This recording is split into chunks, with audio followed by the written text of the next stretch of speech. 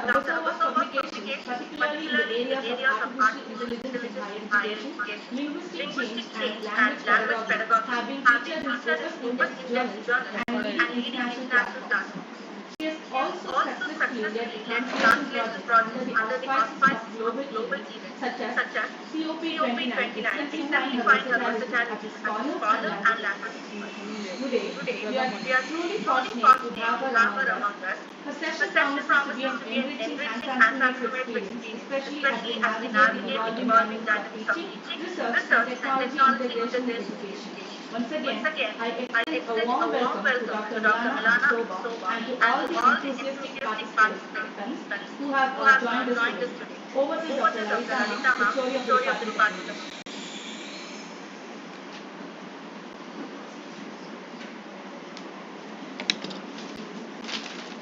Good afternoon, everybody.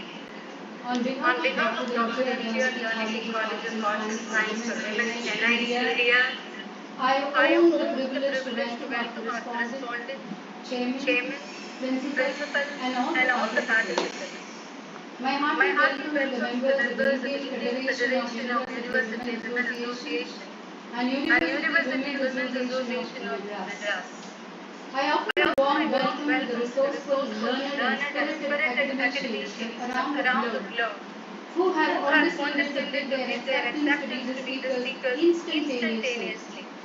I welcome the competent and insightful teacher participants and the passionate and diligent scholars for the second day online FDP program entitled Transnational Narratives, Language, Gender and Migration in Comparative Literature.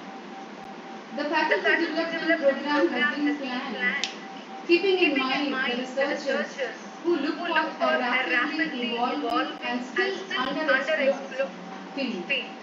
Post-colonial and diasporic studies have been popular since 1980s.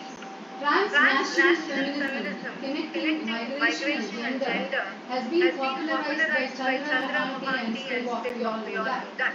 Yet, the new migration pattern involving refugees from war-torn places in the recent times demand fresh literary analysis. The transcultural narratives go beyond the singular cultural framework and explore the intersections of multiple cultures.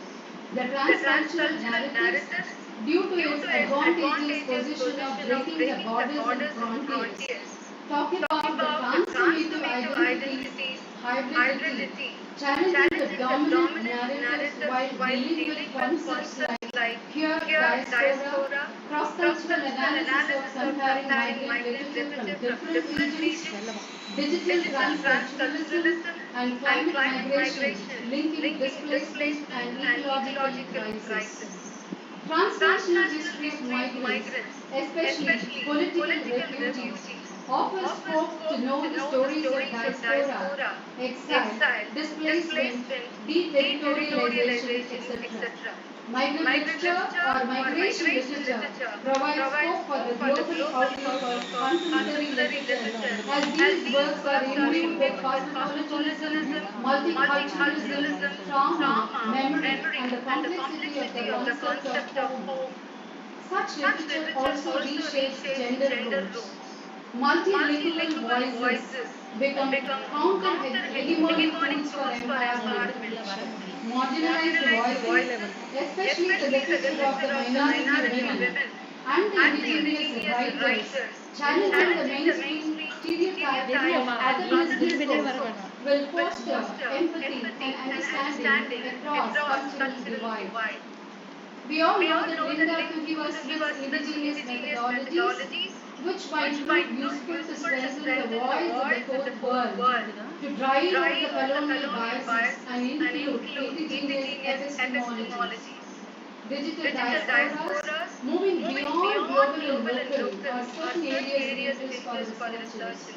We are fortunate enough to have a resource persons who are going to share their expertise on such literatures from different parts of the world in terms of culture, language, migration, and gender. On the first day, that's today, we have amidst us Dr. Milana Abasova Yunus. She is from Azerbaijan, who is here to speak on language as a marker of cultural displacement in Jibba Legaries, the namesake. We have on 1st July Dr. Fahim from the Kingdom of Saudi Arabia, who is going to speak on the topic Arabian literature, Arabian English literature rather, as a transcultural mirror. On 2nd July, Professor Nandini Sahu, the Vice Chancellor of Indian University of Bengal, will take us across borders to narrate issues of labor, gender and culture.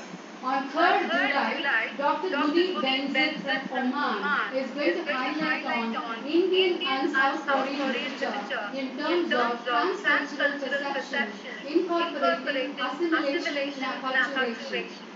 On 4th July, Dr. Rajashri from Kerala University will talk about the trauma and memory associated with migration in comparative literature. On day 6, we have Dr. G.V. Naresh, Associate Professor from the New College University of Madras, Tamil Nadu, will enlighten on different issues related to migration across nations. On the last day of the FDP programs for FDP, we have Dr. Sanchal Haq, Professor and Head from Daffodil University, Bangladesh, will take up the issue of artificial intelligence in education. When digital transculturalism becomes the order of the day, homogenization of culture and emergence of hybrid form will cause concern about cultural appropriation and the erosion of traditional practices. I hope that the researchers who aspire to work on the new avenues of transnational literature will certainly be benefited out of this FDP.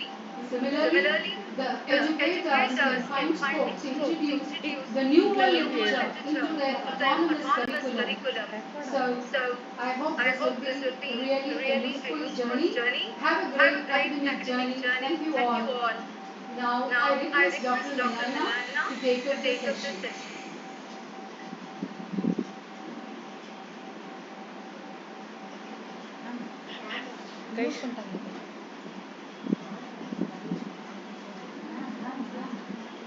இப்ப பாருங்க contributors 100க்கு மேல போகுது. Okay. Thank you very much, dear colleagues, for the great introduction. And I wish you all the best in this 7-day practice development program. Recording Today, colleagues and participants, it's truly an honor to join this 7-day practice development program today. And thank you very much for this opportunity to be part of this program and be able to share some reflections on a topic that intersects literature, identity, and immigrant experience. Today I will be presenting language as a marker of cultural displacement in Jumpa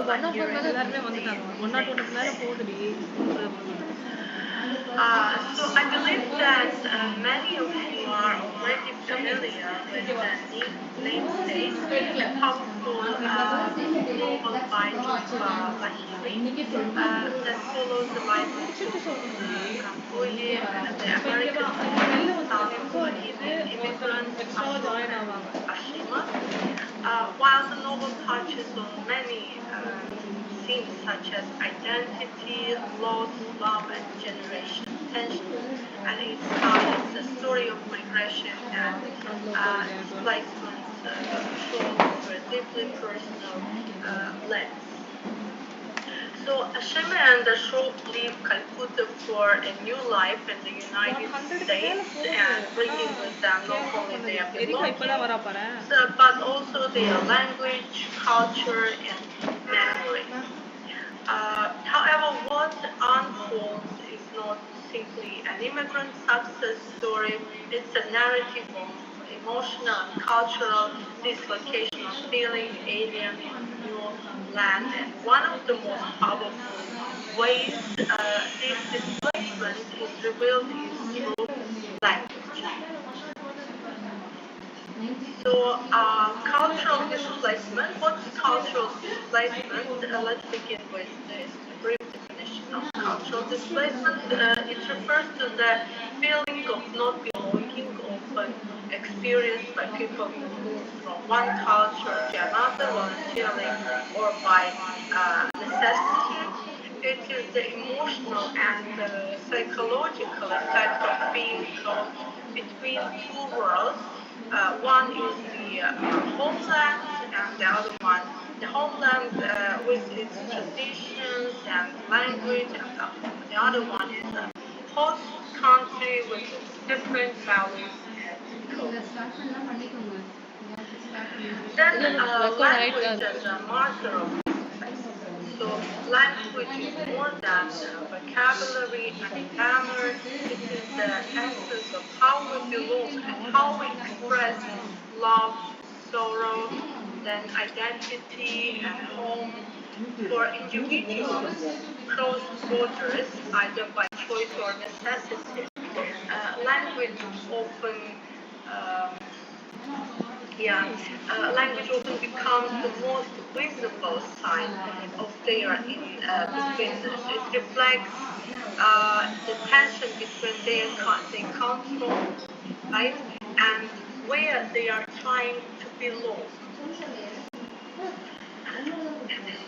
Then for immigrants and their children, language can be both a bridge to connections and a barrier for belonging. The mother tongue may evoke comfort, memory, and rootedness, but it can also mark someone as a foreign, other, right, and not from here. So on the other hand, adopting a new language may feel like survival, essential for integration, but it can come with a price.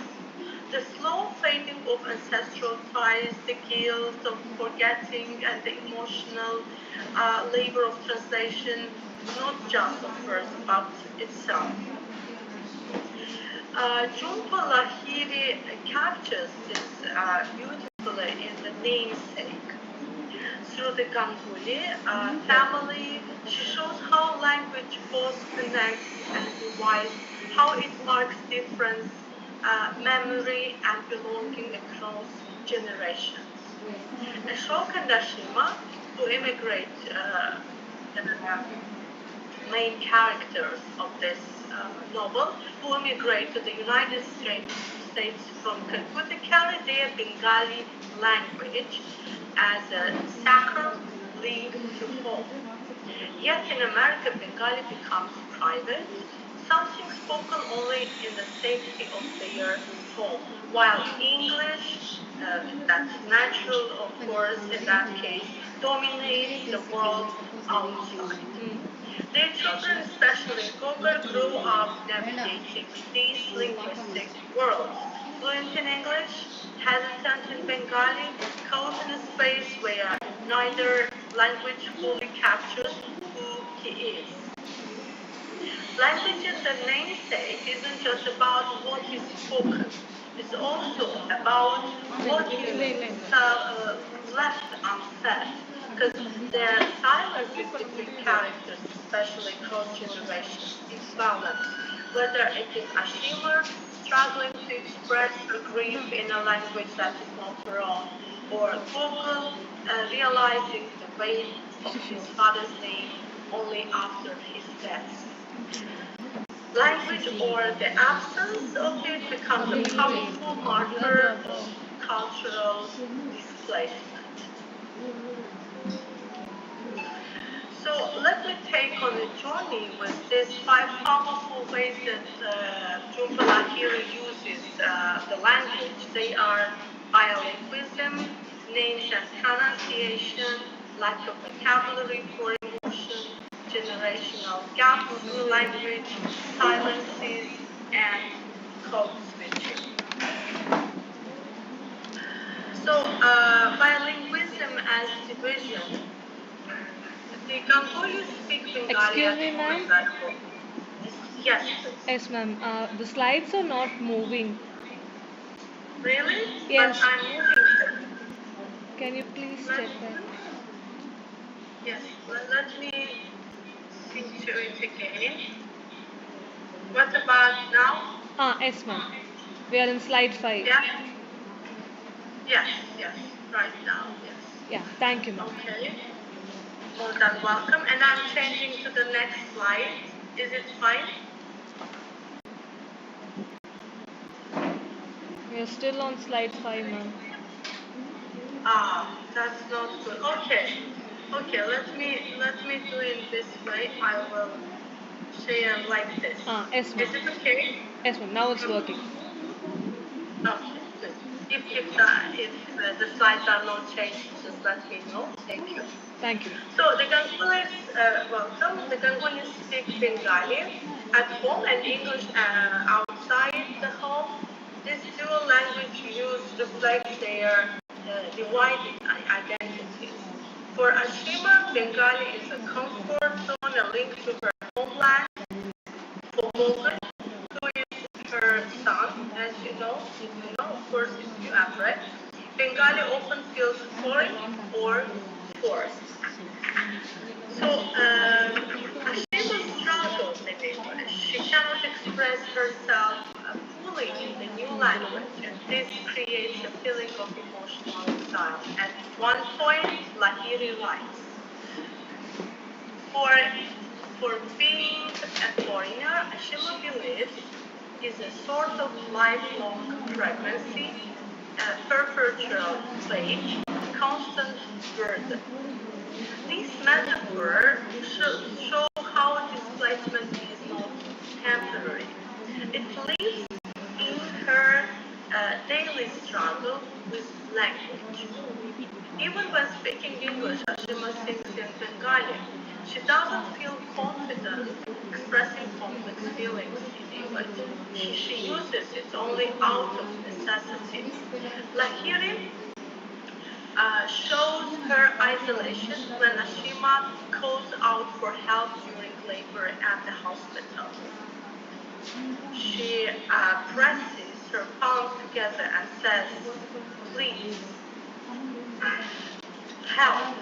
And despite knowing English, she instinctively, right, defaults, let me see, yeah, she distinctively defaults to gesture of cultural politeness, right? Namaste, as you have like this, showing her inner code remains Bengali. Then Ashima mostly speaks Bengali at home, but her children respond in English. This creates a disconnect. When Ashima tries to pass on cultural habits or speak about her own roots in Calcutta, Google listens politely, but cannot emotionally relate. His responses are often minimal, reflecting distance. See, her children refuse to eat rice for breakfast. They are not interested in her childhood Calcutta.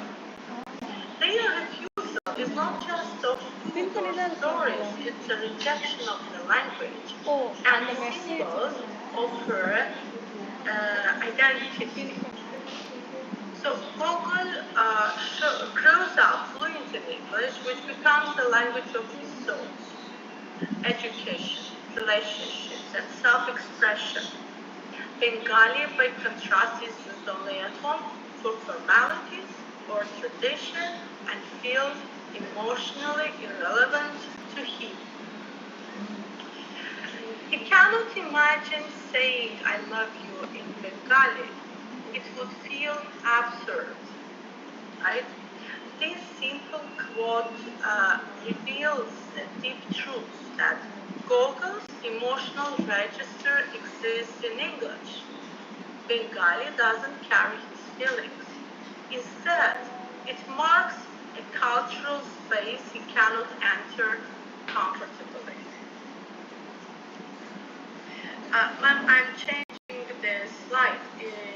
Is it okay? Fine? Yes, ma'am. Yes, ma'am. We are able to see the slides. Okay. Thank you. So, names and pronunciation identity conflict. One of the most symbolic aspects of language in the novel is the issue of naming.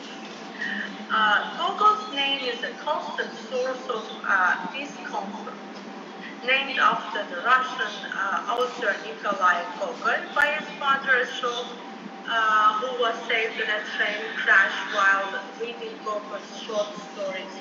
Gogol feels alienated by the name. In school, he dreads roll calls himself. He hates having to explain that his name is neither Indian nor American but Russian. Here, his name doesn't fit anyway, not in American, not in Indian, and not even in the Russian world. Right? It becomes a symbol of cultural confusion. Later, he legally changes his name to Nikhil, a traditional Indian name that sounds more acceptable in Western society, but this name change doesn't dissolve his identity crisis. It merely adds another layer to it. Lack of vocabulary for emotion. The inability of fully express emotional states in a second language. Yes, please. Another sign of cultural displacement is the inability to fully express emotional states in a second language. For Ashima, mother, and Ashok, father, certain emotions, grief, joy, nostalgia, can only be understood in Bengali language. But in the US, those words do not always exist in the same way. This gap leads to emotional silences, meanings, and isolation. For example, when Ashok dies suddenly, Gokul and Ashima are able to articulate their pain easily in English language. Their mourning is private, muted, filtered through a language that doesn't reflect their emotional world.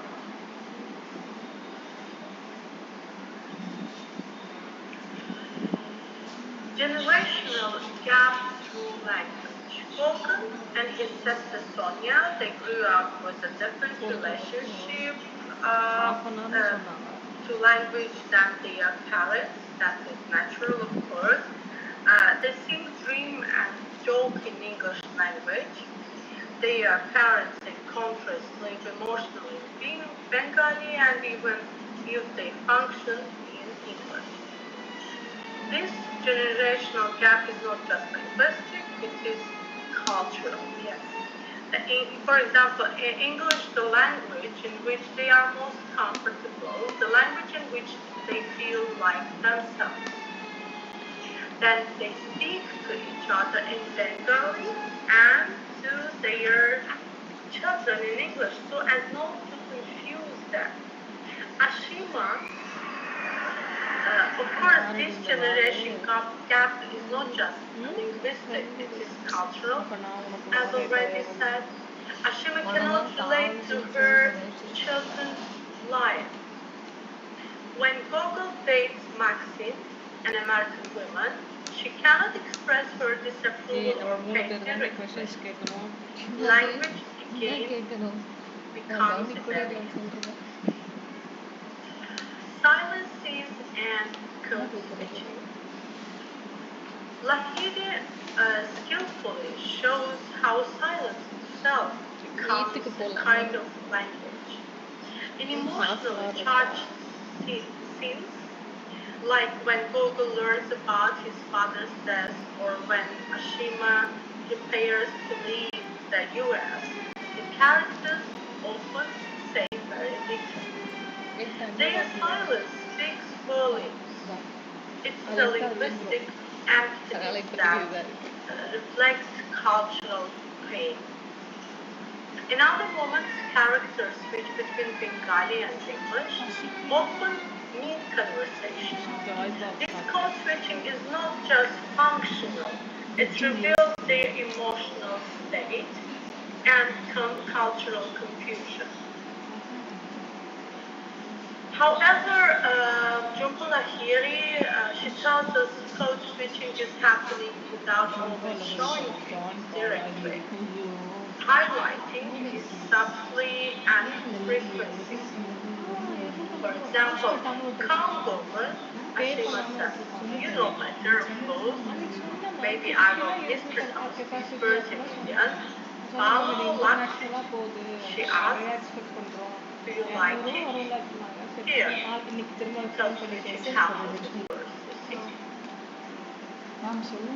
Then in the second, here, yeah, it happens that the room here, Ashima switches between Bengali and English while speaking to her son in Bengali phrase, "Hello, luxury," of course means like, are you enjoying it or do you like it?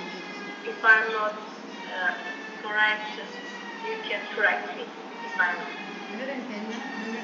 something is wrong with my 101 ஆனா போதும் explaining அதனால it என்னமோ easier. கீழே வருது Just let me know. Yeah, the second sample, tu mi hikorecho, Ashima asks, what have you done? This example again shows the bilingual pattern. First, the Bengali phrase, followed by its English equivalent. And this happens frequently when parents are speaking to their emphasizing generational linguistic forms. And the last sample for silences and code switching that I quote here today, she calls out, right? And Eta Tomar, okay, I haven't added that one there, but there is one more sample. She calls out, Eta Tomar Baba, this is your father. Ashima instinctively speaks Bengali when emotionally started or during moments of urgency or intimacy, clearly her deeper emotional connection to her native language.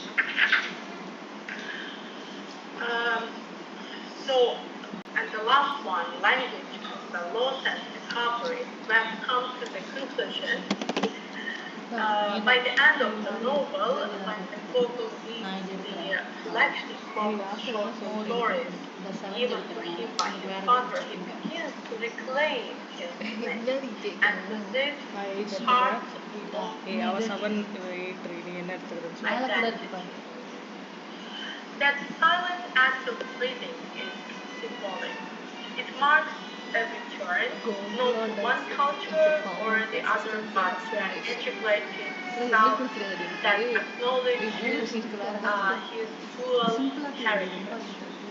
So, thank you for bearing with me. Thank you for your kind attention. That's all from my side for today. Thank you, Dr. Milana, for your insightful session.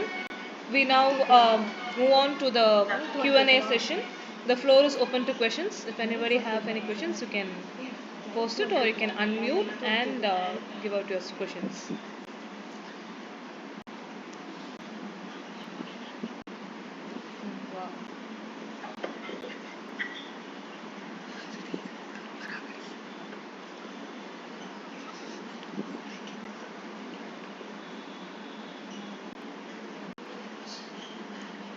யாரோ வராங்க ma'am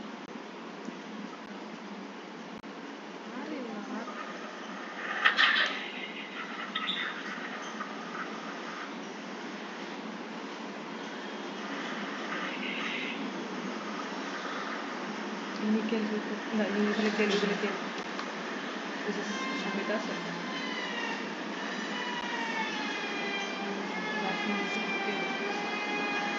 Good afternoon, ma'am. Good afternoon. I have a question to ask to you. Yes, please. What do you think is more important in cultural preservation, ma'am? Is it language or cultural practices?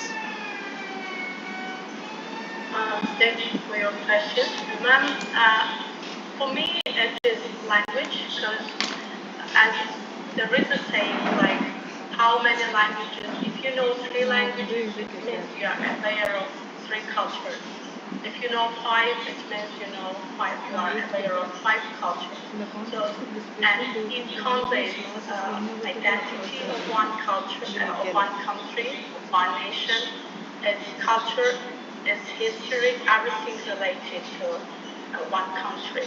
So the main is language, because through language we can pass everything. Thank you so much, ma'am. Not a lot.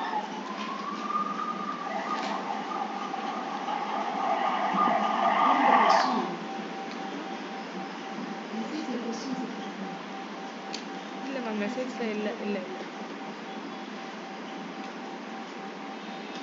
Yes ma'am I have one question how do gender and generational identity intersect in shaping the linguistic experiences like of characters like Ashima and Sonia? Ashima and Sonia. Yeah, it's really very interesting about that. Carries the unique culture of Indian culture. Because with this language, we can see that mainly, for example, not Sonia, but mainly Google is affected by the language that not to use. Maybe it's my own opinion that the women are more like they are more close to maintain language. It's just from their nature, like how they act in their families. They are more preservative, more close to their let's say traditions. The same happens with the language and with the immigrants and with and you know Sonia and Google, they are siblings, right? With Sonia, it happens a little, and she is not mostly stressed in this novel, but the issue is mainly the main character is the Google. So, and it reflects his சாட்டில் ஒரு question இருக்கு அதை நான் for சொல்கிறேன் example, belonging to Indian இதுவும் culture, இதுதான் கேட்பா but at the same time, far from it. How is otherness But with Sonia, created through the use of language? there is no such thing like to be far. It's like she is more close to her identity rather than home. Thank you, ma'am. Also, we have a question in the chat box from Smriti K. So the question is there any other aspect of the narrative that represents the cultural dilemma as strongly as language?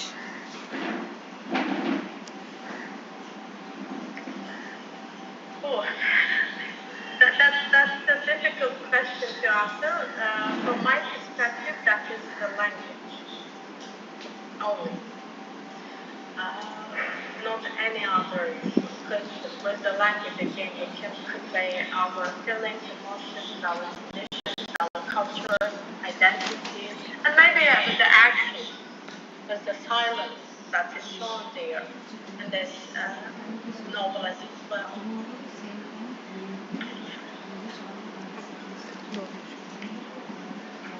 Thank you, ma'am. We have one more question. Good afternoon, ma'am. So, my question is, how is otherness created through the use of language? Sorry? How is otherness created through the use of language? Otherness, use of language.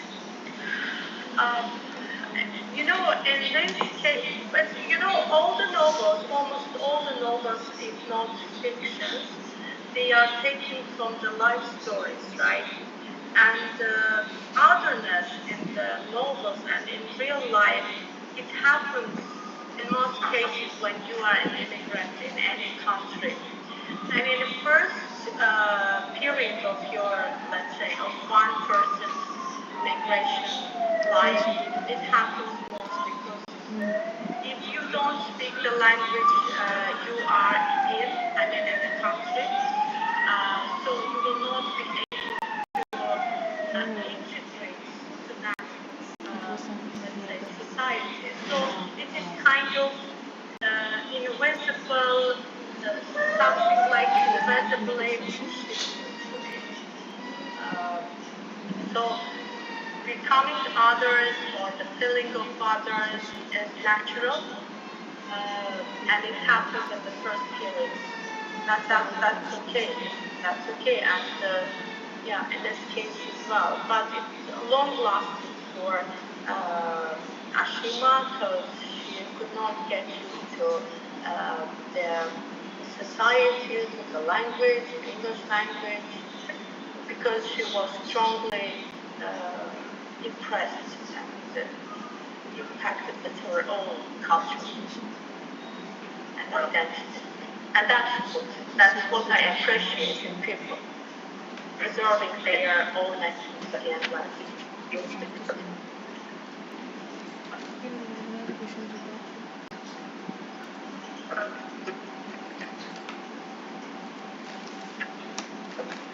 Thank you, ma'am, for answering all our questions patiently. It was an informative session. I thank again Dr. Milana and all the participants for their active participation today. I request you all to join the meet tomorrow, same time, 3 p.m. Thank you. Thank you.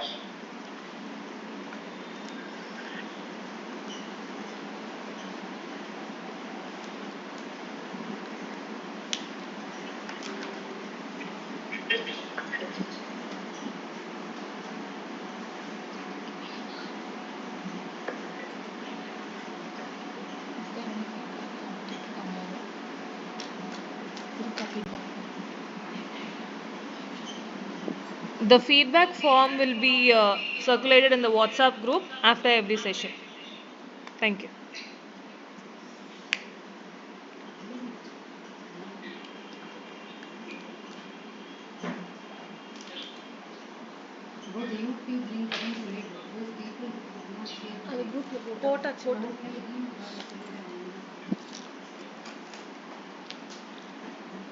The recording session of this session will also be available on our YouTube channel, for which the link will also be shared in the WhatsApp group.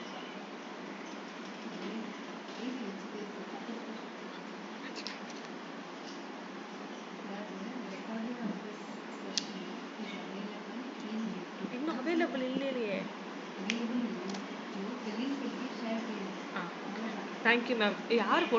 Jyoti ma'am. Thank you, ma'am.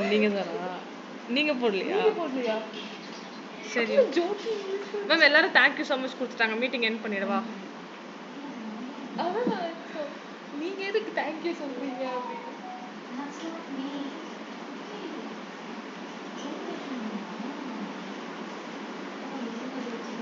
அவ்வளோதானா?